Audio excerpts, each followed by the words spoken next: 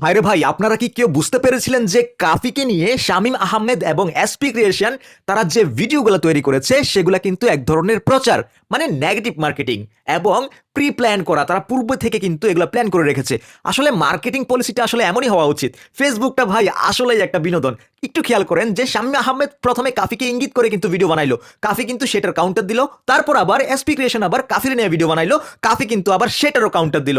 এর মধ্যে কাফির নাকি ভাই তার মনিটাইজেশন নাই, কিন্তু সে ঘন্টায় ঘন্টায় ভিডিও দিচ্ছে আর বলতেছে যে 2025 সালের বইমেলায় তার জন্য হাইলাইট হয়েছে। আবার সে কখনো কখনো এমন সিদ্ধান্ত নেয় যে বইমেলায় যাবে না, পরের ঘন্টায় আবার সিদ্ধান্ত নেয় যে সে আবার বইমেলায় যাবে। আসলে বারবার বলে যে সে মানুষ তাকে ভালোবাসে, কিন্তু কাফির পক্ষে আমি এখনো পর্যন্ত একটা পোস্টও দেখতে পাইনি। আর কমেন্ট বক্সে যারা তাকে বলতেছে যে ভাই এগিয়ে যান, পাশে আছি, তারা আসলে দুনিয়ার সবার পোস্টেই কিন্তু এমন কমেন্ট করে বেড়ায়। যোগে যোগে মানুষ যেন তাদের বিবেক হারিয়ে ফেলেছে আমার কাছে মনে হচ্ছে। একজন ব্যক্তি যে কিনা একাধিক মেয়েকে নিয়ে সুরসুরি টাইপের ভিডিও বানায়, সে একই ব্যক্তি বইমেলায় মেয়ে বান্ধবীদের হাত ধরে, হ্যাঁ হাত ধরা সেই নুরুজ্জামান কাফিকে নিয়ে রুস্টিং ভিডিও বানায়। যে নিজে বন্ধুকে বলে যে বাসর রাতে স্পিড 80 এর উপরে নয়, হ্যাঁ হোক সে ভিডিওতে বলছে। আবার সে অন্যকে নীতি শেখাতে আসে, অথচ তার নিজের পথ চলাও শুরু হয়েছিল প্রাক্তনকে ব্যবহার করে মানুষের সিম্পিতি নিয়ে। এসপি ক্রিয়েশনের কথা বলছি। আরো বিস্ময়কর বিষয় হলো তার কমেন্ট সেকশনে মানুষ প্রশংসার বন্যায় কিন্তু ভাসিয়ে দিচ্ছে এসপি ক্রিয়েশন। হ্যাঁ, জায়গা মতো দিয়েছেন ভাই, মানে মানুষ এমন কমেন্ট করেছে জায়গা মতো দিয়েছেন ভাই, সেরা, এটা বেস্ট ছিল। ও ও ভাই, ওয়াও ভাই, পারফেক্টলি কোকেড। হ্যাঁ মানে কে কি ভাবছে, হ্যাঁ কে কি ভাবছে সেটা সেটা দেখার সময় নাই, ঠিক আছে। কয়দিন কি বলবো ভাই, আর কয়দিন পরে জানবেন যে এই রোস্ট ভিডিওগুলো প্রমোশনের একটা অংশ ছিল। হ্যাঁ, বাঙালিদের যেভাবে খাওয়ায় আমরা সেভাবেই তো খাই।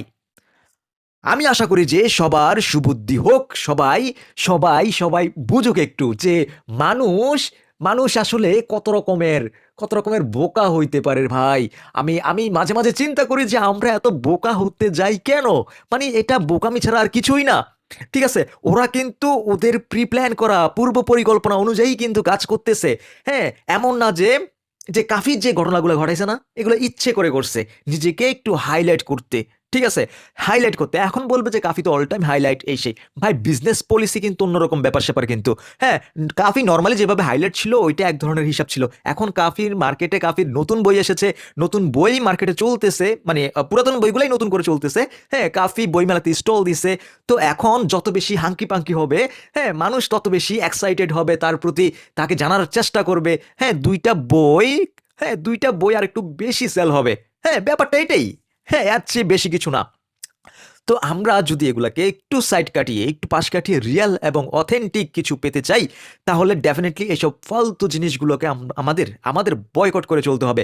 কারণ আমাদের জীবনে এগুলার থেকে আরো বেশি ইম্পর্টেন্ট কাজ কিন্তু আমাদের জীবনে আছে। আমরা এগুলা নিয়ে পড়ে থাকলে কিন্তু হবে না। তো এগুলো আমাদেরকে বুঝতে হবে। খামাখা ওদেরকে খামাখা ভাইরাল করে ওদের ভিডিও শেয়ার করে এটা একেবারেই হচ্ছে না ভাই। ঠিক আছে, সো ভালো থাকবেন, সুস্থ থাকবেন। আর ভিডিওটি ভালো লাগলে শেয়ার করে দেবেন। আল্লাহ হাফেজ।